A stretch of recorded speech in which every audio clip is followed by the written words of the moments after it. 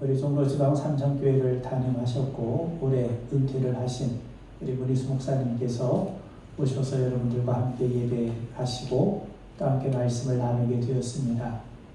하나님께서 은혜 가운데 귀한 말씀이 우리의 심령 속에 깊이 각인되는 그런 은혜로 역사하실 줄 믿습니다. 우리 목사님 나오실 때 우리 환영하는 따뜻한 박수로 맞이해 주시면 고맙겠습니다. 우리 목사님 나오시겠습니다.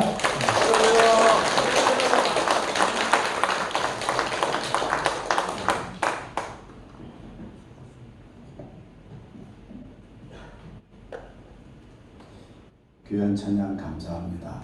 오늘 설교 제목과 어쩜 이렇게 똑 맞춰가지고 한 달 전부터 연습하신 것 같아요.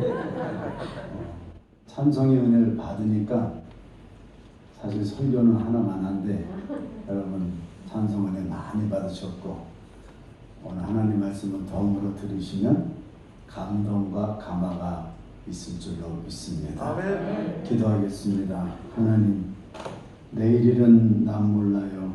귀한 찬양이 우리 마음속에 스며들게 하시니 감사합니다.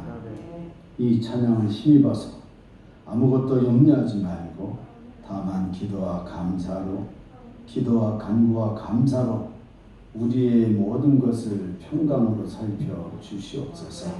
예수 그리스도의 이름으로 감사하며 기도드리옵나이다. 아멘. 아침 저녁으로 찬바람이 부는 거 보니까 이제 완연한 가을입니다. 지난 여름 지내시기 참 힘드셨죠? 여러분 얼굴을 보니까 힘든 얼굴이 그렇게 나타나네요. 웃음 좀 지어보세요. 여기 아버지 지었고 내일일은 난 몰라요 했는데 얼굴을 이렇게 찌푸리면 안 될 것 같아요. 해서 우리 완연한 가을 속에 많은 분들이 지난 여름을 힘겹게 보냈습니다. 그럼에도 불구하고 광화문 통에 살고 있는 사람들은 교보문고에 붙어있는 한양대학교 김경인 교수의 시로 많은 위로를 받았습니다. 저도 그 시의 위로를 받았는데 전편은 말씀 못 드려도 제목만 이렇게 되어 있죠. 올 여름이 할 일은 모르는 사람의 그늘을 잇는 일이다.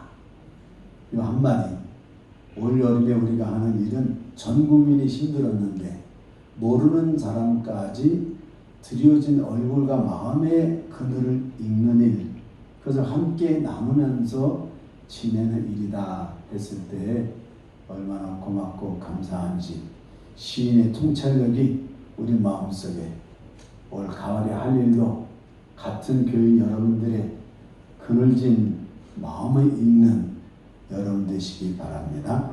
이렇게 다른 교인들의 그늘을 읽어주는 일 중요한 일이죠.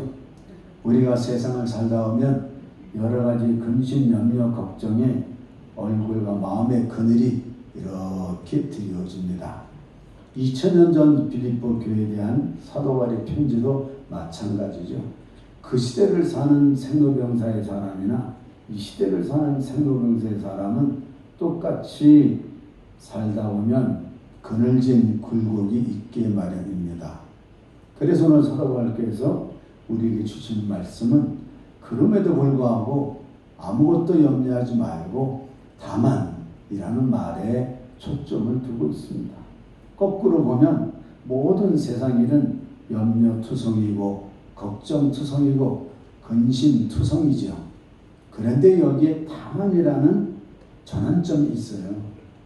이 다만이라는 말은 원래 알라란 말인데 그걸 약간 의역하면 이런 말입니다. 모든 것이 근심, 염려, 걱정이 되지만 그런데 또 하나의 어떻게 보면 다른 길이 있지 않냐. 이 알라라는 것은 다른 길도 있지 않냐. 그 길이 뭐냐 하면 아무것도 염려하지 않는 길입니다. 많은 걱정, 염려, 근심의 길이 있지만 그래도 해결이 안 되면 거꾸로 어떤 길이에요? 오히려 반대로 아무 걱정하지 말고 기도와 간구를 해보면 하나님이 그 일을 감사로 마감지어 주시는 것 아닌가. 그래서 기도와 간구를 하게 되면 감사한 놀라운 일들이 일어나고, 감사한 일들이 일어나면 오늘 17절 말씀이죠. 그러면 지각에 뛰어나신 하나님 평강이 우리를 암탉의 새끼를 감싸는 듯 딱 안아주는 거 아니겠는가. 오늘은 그런 말씀입니다. 인생을 살다 보면 이 생로병사에 살다 본 사람들은 다 그늘이 있기 마련이지요. 그늘진 너의 얼굴에. 이 성경을 보면 하갈의 그늘이 있습니다. 하갈은 어떤 사람입니까? 아브라함이 애굽에서 만난 사람이지요. 하갈은 정부인 사라와 함께 이삭을 낳고 먼저 하갈과 함께 이스마엘을 낳습니다. 그래도 이삭이 젖되는 날 크게 잔치를 베풀었는데 하갈의 아들 이스마엘이 어린애 가지고 좀 놀리기도 하고 장난도 쳤지요. 그러니까 이것을 사라가 보면서 이 모자를 내버려 두면 안 되겠다. 아브라함에게 주장을 했고, 아브라함은 물 가죽 한 부대와 떡덩이 몇 개를 쥐어가지고 너희는 나가라 이렇게 된 거예요. 하갈의 얼굴이 그늘이 드려집니다. 이제까지는 아브라함의 품 장막에서 잘 먹고 걱정 근심을 살았는데 갑자기 물 가죽 부대 하나 주고 떡 몇 덩이 두고 나가려니까 심령에 그늘이 지지요. 더군다나 이 얼굴에 그늘이 지지요. 그늘이 지면 뭐가 집니까? 기미가 끼는 거예요. 기미가 끼면 어떻게 되나요? 약 먹으면 되겠죠. 이게 안 되는 거예요. 그래서 하갈이 이스마엘 데리고 나갔는데 이 사막교회가 얼마나 힘들어요. 교회 나가서 보니까 물은 다 떨어지고 아이는 물 달라고 하고 보채고 자빠져 있는데 어떻게 되겠어요? 아이 옆에 있지 못하고 100m쯤 떨어져 가지고 하나님께 그는 기도를 합니다. 기도와 간구의 차이는 뭐냐? 기도라고 하는 것은 하나님 아이가 죽게 됐습니다 하는 거예요. 그래서 성경은 창세기 21장에서 이렇게 얘기합니다. 아이가 죽어가는 꼴 모습을 주여 참아 볼 수가 없나이다. 기도를 하는데 이 하갈의 그늘이라는 것은 자녀를 키울 때 우리 모두가 갖는 그늘입니다. 여기도 지금 부모님들이 많이 계신데 자녀층도 있고 부모층도 있는데 부모층들을 보면 이마에 주름이 많이 돼 있어요. 그게 어디에서 나온 겁니까? 그늘진 데에서 나오는 거예요. 저도 엘리베이터 타다 보면 꼭 손이 이렇게 갑니다. 저희 사는 그 아파트 엘리베이터 보면 그 거울이 있어요. 다른 데 모르는데 엘리베이터 타면 꼭 여기에 이거 주름 안 나오죠? 안 나오게 편집해 주세요. 그래서 꼭 엘리베이터 타면 이렇게 합니다. 왜? 그늘진 제 삶 속에 이 주름이 생긴 거예요. 그래서 하갈이 이 그늘진 데에서 근심하고 염려하고 걱정하면서 죽어갈 수도 있지만 하나님께 기도합니다. 하나님, 이 아이가 죽어가는 모습 이거 저는 정말 볼 수가 없습니다. 그 다음에 간구하는데 간구라는 건 뭐예요? 어느 부모들이 자녀를 키울 때는 마음에서 소리가 나는데 그 우리가 절절나다. 이 절절한 거예요. 아이가 아플 때, 학교 갈 때, 군대 갈 때, 뭐 할 때, 회사 할 때 이 부모 마음은 절절절 간절하기도 하고 끓기도 하고 부모님들은 다 절절한 심정을 가지고 있지. 그래서 이 절절한 심정으로 하갈은 옵니다. 아시지요, 하나님?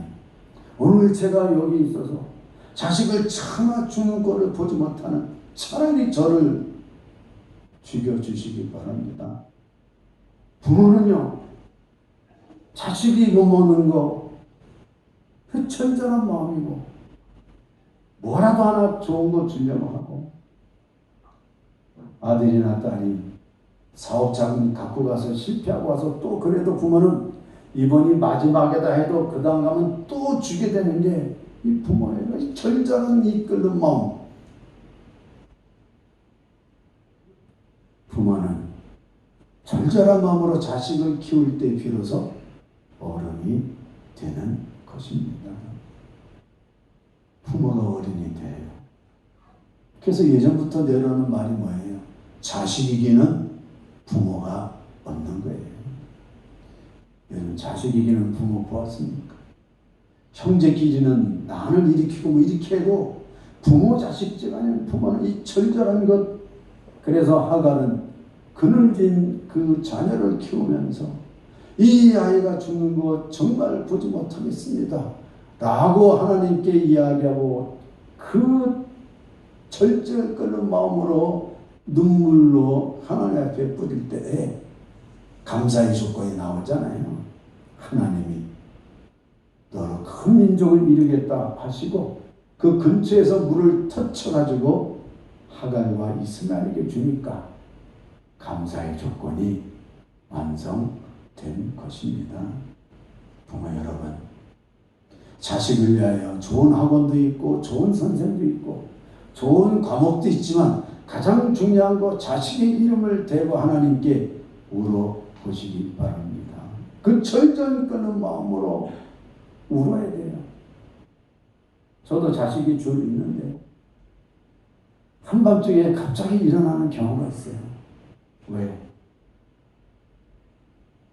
어느 때 자식을 생각하면 이 부모는 밤중에 자다가도 벌떡 깨는 거예요. 왜? 그 자식의 사정을 알고 자식의 형편을 아니까. 여러분, 자녀를 위해서 여러분이 절절한 마음으로 기도할 때 하나님은 그 간구를 통하여 감사의 조건, 지각에 뛰어나신 하나님, 우리 하나님 뭐라고 그래요? 여호와 이리의 하나님이라고 하잖아요. 여호와 이리의 하나님이 우리에게 감사의 조건을 주시고 지각에 뛰어난 하나님이 우리에게 보너스로 평강까지 주실 줄로 믿습니다. 기도는 우리의 제목을 아뢰고 간구라는 것은 우리의 절절 끊는 마음을 하나님께 드리는 겁니다. 그럴 때 하나님은 하갈의 그늘을 제해 주시고 하는 것처럼 우리가 살다 보면 하갈의 그늘, 자녀를 키우는 그늘도 있지만 히스기야의 그늘도 있습니다.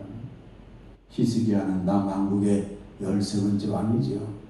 그는 25살에 독립된 왕이 되면서 39이 될 때까지 왕을 잘합니다. 그래서 역대기에 보면 이전에도 이런 왕은 없었고 그 후에도 없었다. 훌륭한 왕인데 39살 되었을 때 병이 들려서 그는 운명을 맞이합니다. 이사야가 친히 얘기하죠. 너는 죽고 살지 못하리라. 그럴 때 히스기야는 그 운명을 받아들입니다. 아멘. 그러면서 이제까지 바빴던 모든 정사를 뒤로 하고 뭐랍니까? 면벽 기도를 하죠.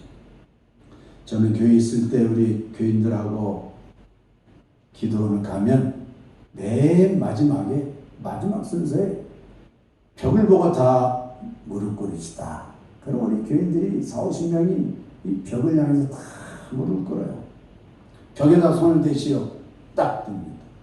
이 벽이 무너지는 벽이냐? 이 벽이 세워지는 벽이냐? 벽에다 손을 내고 하다 보면 이게 면벽기도라 그러죠.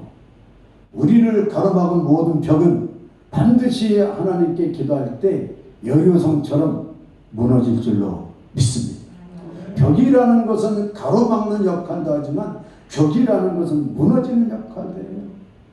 히스기야가 모든 것을 전폐하고 면벽을 향해서 그는 죽음이라는 데에 대해서 하나님께 기도로 받아들이면서 간구합니다. 하나님, 제가 그동안 해왔던 진실과 전심을 기억하여 주시옵소서.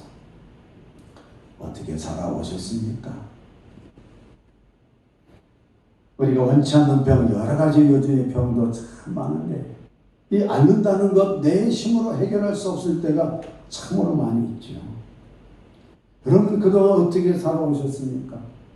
만약에 우리가 중병에 걸렸을 때 히스기야처럼 벽에다 대고 손을 간절히 기도할 때 우리 하나님이 들어주셔서 감사로 채워주실 것입니다.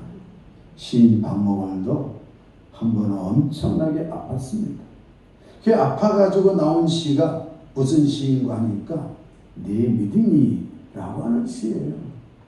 그 시는 이렇게 우리가 생각하기엔 좀 그렇지만 이렇게 시작을 합니다.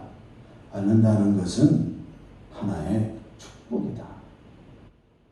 앓는 게 뭘 축복입니까? 고난당한 것이 무엇이 축복입니까? 시인의 역설이 여기 있는 것이에요. 앓는다는 것은 하나의 축복이다. 앓음으로 비로소 한밤중에 일어나. 너무 기침이 많이 나니까, 너무 고통스러우니까 병원이나 가정에서 남이 자고 있을 때 한밤중에 비로소 일어날 수밖에 없는 거예요. 아내가 깰까봐, 남편이 깰까봐, 자녀들이 어떻게 할까봐 한밤중에 비로소 일어나 보신 적 있으시죠? 그 한밤중에 일어나서 우리가 그렇게 하죠. 제가 오늘로 마감을 하는 일입니까? 하나님, 앓는다는 것은 하나의 축복이다. 앓음으로 비로소 한밤중에 일어나 자기의 믿음을 가늠해보고, 내가 이제까지 살아온 믿음, 내가 이제까지 믿었던 하나님, 자기의 믿음을 가늠해보고 간절하게 주의 이름을 불러보고 간구한다. 간구한다는 것이 병을 고쳐달라는 게 아니에요. 기도는 상황을 이야기하는 것이라면 간구한다는 것은 그저 거기에 통해자복하는 일인데, 히스기야는 간구합니다. 벽을 향하여 있으면서 하나님 39살 제가, 나이가 39이에요. 39살 제가 여기서 인생을 마쳐야 된다는 것, 하나님, 제가 살아왔던 진실과 제가 하나님께 했던 전심을 기억하여 주시옵소서. 하나님은 모든 걸 예정하시죠. 한밤중에 일어나 믿음을 가늠해보고 애절하게 주의 이름을 부를 때에 시인은 이렇게 계속하지요. 병이 낫는다는 것은 하나님의 사람이 된다는 것. 병은 큰 병원에 가도 사람이 죽습니다. 좋은 의사를 만나도 사람은 죽어요. 그 의사 자체도 돌아가시더라. 큰 병원에 영안실이 왜 있습니까? 거기에도 사람이 계속 돌아가시니까 영안실이 있는 거 아니에요? 치유는 깨닫는 거예요. 나사로는 부활했지만 다시 죽었잖아요. 사람은 태어나면 죽게끔 돼 있어요. 그러나 내 병을 낫는 것, 앓는다는 것이 왜 축복이냐? 이 치유를 통하여 하나님이 내 기도를 들으시고 내 전심을 보고 감동하시고 조금 더 살아라. 그래서 이름표를 10도나 놀라운 것을 이루면서 15년을 살게 해주셔서 54세에 히스기야는 생을 행복하게 마감하고 있습니다. 요즘 나이로는 좀 젊은 나이지만 15년을 연장을 했지요. 히스기야의 그늘은 오늘 우리가 경험하고 있는 그늘이에요. 내가 아플 때, 내가 고난당할 때, 시편 기자는 그렇게 얘기하죠. 고난당한 것이 내게 유익이라, 이로써 내가 하나님의 윤례를 알게 되었도다. 여러분에게 권면은 못 드리지만 앞으로 다시 한번 앓게 되면 하나님의 사람 되시기를 바랍니다. 약이 고치는 게 아니에요. 큰 병원이 고치는 게 아니에요. 제일 유명한 의사가 고치는 게 아닙니다. 하나님이 역사하시면 사람이 치유를 받고 10명 중에서 한 사람만, 문둥병자 비유를 보면 10명이 다 나왔는데 나머지 9은 어디 있느냐? 한 사람만, 돌아온 사마리아 문둥병만 하나님의 사람이 되었죠. 그러나 우리는 다르지. 적어도 오늘 말씀에 듣는 사람들은 크나는 것이든지 고난이든지 그 속에서 역사하시는 하나님을 만나실 줄로 믿습니다. 앓는다는 것은 하나의 축복이지만 병이 낫는다는 것은 하나님의 사람이 되는 거예요. 그래서 15년을 더 살면서 히스기야는 그 인생의 히스기야의 그늘이 하나님을 찬양하는 영광된 말이 되어서 이사야 38장이나 열왕기하 20장이나 이런 데 보면 하나님을 높이는 하나님의 평강이 그에게 찾아오니까 15년 감사의 세월이 오니까 얼마나 놀랍게 하나님의 일을 써놓고 있는지 하나님의 사람이 되었습니다. 살다 보면 우리는 하갈의 그늘이 우리에게 다가올 때 절절하게 자녀는 하나님이 주신 선물 나할라라고 하잖아요. 하나님 우리에게만 특별하게 주신 나할라 선물인 하갈의 그늘이 기도와 간구로 감사가 되는 경험을 하게 되고 동시에 히스기야의 그늘을 보면 그 앓는다는 것이 축복으로 이루어지면서 하나님이 나를 이렇게 하나님의 사람이 되게 하려고 이 앓는다는 것 혹은 고난을 내게 주셨구나 해서 이 것을 거치면서 하나님의 사람이 되는 거예요. 대나무의 매듭이 딱 잡혀야 그 다음 단계로 올라가잖아요. 하갈의 그늘, 히스기야의 그늘, 끝으로 우리가 보는 그늘은 사도 바울의 그늘입니다. 사도 바울의 그늘은 무엇입니까? 사도 바울의 그늘이라는 것은 디모데후서 4장 6절 말씀에 보면 관자와 같이 내가 부음이 되고 떠날 기약이 가까웠다. 사도 바울은 자기의 몸을 마지막 하나님께 제사로 드리고 로마에서 참정을 받았잖아요. 자신의 몸을 마지막으로 하나님께 제사를 드리고 마침표를 하려고 하는데 사도 바울의 그늘은 우리 모두가 맞는 인생의 그늘입니다. 하나님은 우리 삶의 처음과 마지막이시죠. 여러분 하나님은 얼마나 조밀하신지 주밀하게 우리 사람을 만들어 놓으셨는지 최근에 연세대에 천문학을 공부하는 교수가 있는데 이 교수가 하도 천문학을 공부하다 보니까 집에서 나와서 지나가는데 누가 교수님 나이가 어떻게 되세요? 연세가 어떻게 되세요? 이렇게 물어보니까 이 교수가 하도 학문이 심취해가지고 제 나이가 137억입니다. 이렇게 얘기를 했대요. 그래서 그 사람이 아니 교수님이 50대쯤 보이는데 137억 년이라니 그래서 잘 깜짝 놀랐다고 하더라. 그 천문학을 교수한 이렇게 연구하는 교수 얘기는 사람이 태어나기에 몇 년이 걸렸냐 137억 년 전에 빅뱅이 딱 있어가지고 1초를 1억 개로 나누고 그 1억 개를 또 1억 개로 나누고 또 1억 개로 나누고 이랬을 때 처음에는 산소하고 헬륨밖에 없었다 그러죠. 그런데 별들이 태어나고 또 별들이 죽고 우리가 생각하는 태양은 3세대 별이에요. 이 3세대 별은 46년 전에 태양계가 시작이 됐는데 그래서 이 태양들이 식고 또 변하고 해가지고 사람이 태어나는 물질 요 우리 몸에 탄소, 질소 이런 거는 처음 태초에는 없었고 이 별들이 계속 오는 과정에서 탄소, 질소 이런 게 마련돼 가지고 사람이 오늘 태어날 때는 137억 년이 걸렸다는 겁니다. 이게 과학적으로 증명이 되어 있는 거예요. 하나님은 우리 인간을 만들기 위해서 태초에 하나님의 천지를 창조하시고 에덴 동산의 사람을 창설할 때는 몇 년? 137억 년이 걸린 거예요. 한 사람도 안 놀리는 거 보니까 설교는 제가 당황스러워요. 그만큼 여러분은 존귀한 존재라는 거예요. 사람 하나 만들려고 1, 2년, 뭐 몇백 년이 아니고 137억이 걸린 겁니다.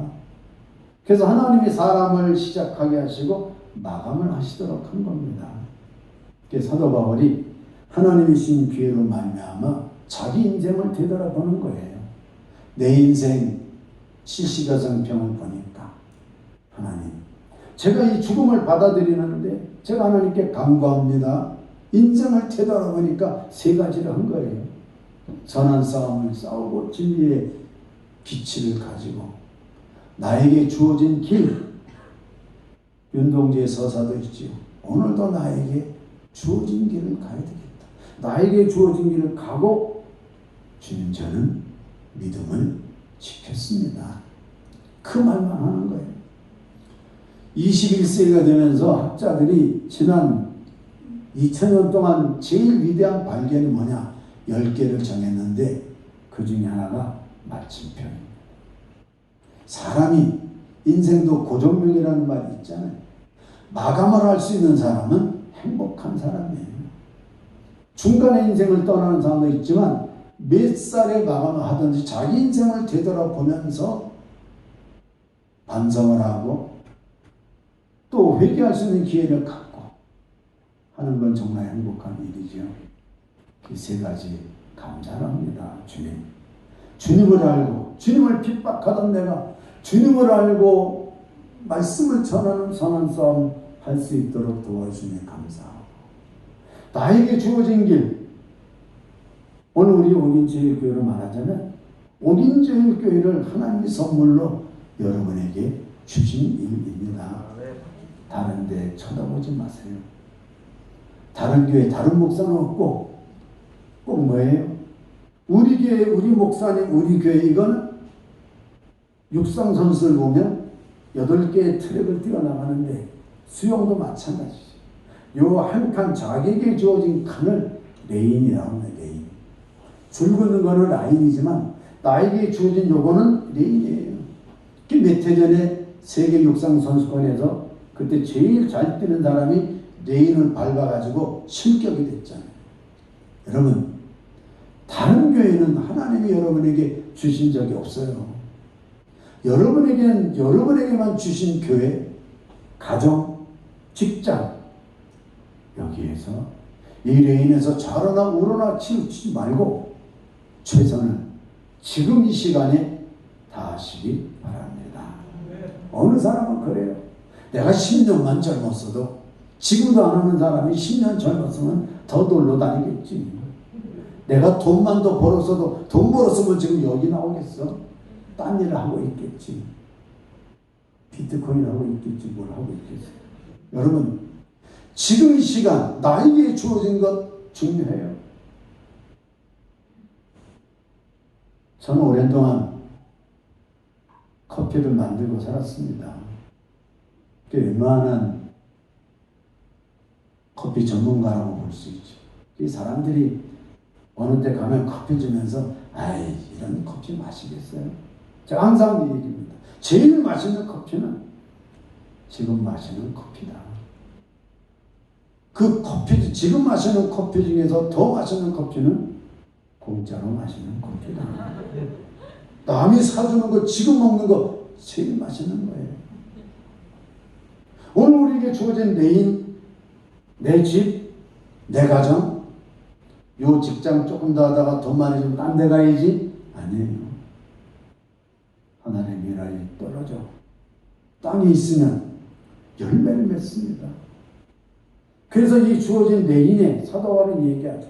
나는 선한 싸움을 싸우고 달려갈 게 하나님이 주신 레인을 달려가서 마지막 왔는데 제가 보니까 믿음을 지켰습니다. 그렇게 해주시니 감사합니다. 믿음을 지켰다고 하는 것은 최선을 다했단 말이에요. 좌로나 우로나 치우치지 않고 딱 여기서 되면 그 믿음을 지킨 사람은 우리가 본이 되는 사람, 이렇게 얘기하죠. 본이 되는 사람, 본이 되는 교회. 여러분, 어느 사람이 오래전 얘기인데 당일 끝나고 나서 입이 그냥 이렇게 나와가지고 자기를 왜 권사를 안 시켰냐고 장로를 안 시켰냐고 그런 얘기예요. 제가 4가지 경우의 수를 얘기했습니다. 그래서 그 사람을 잘 지혜롭게 설득시켰어요.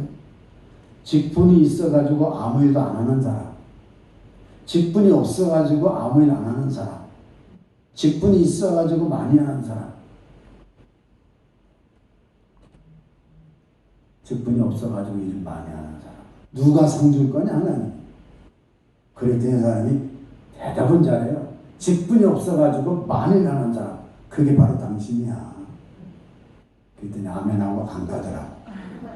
그래도 자기들보다 못한 사람이 권사가 됐잖아.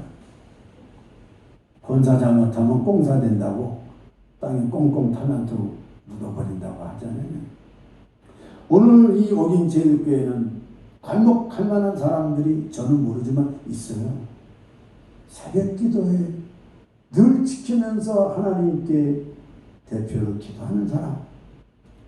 오늘처럼 찬양을 통해서 늘 하나님께 영광 돌리는 사람. 집사로서, 권사로서, 장로님으로서 늘 최선을 다하는 사람. 교회는 본이 되는 사람이 필요합니다. 와서 보니까 유리창 깨져서 바람 들어오네. 이런 사람은 한 달란트 받은 사람이에요. 유리창 깨졌는데 왜 아무도 안 해? 뭐 하고 있는 거야? 한 달란트 받은 사람은 꼭 지적질만 해요.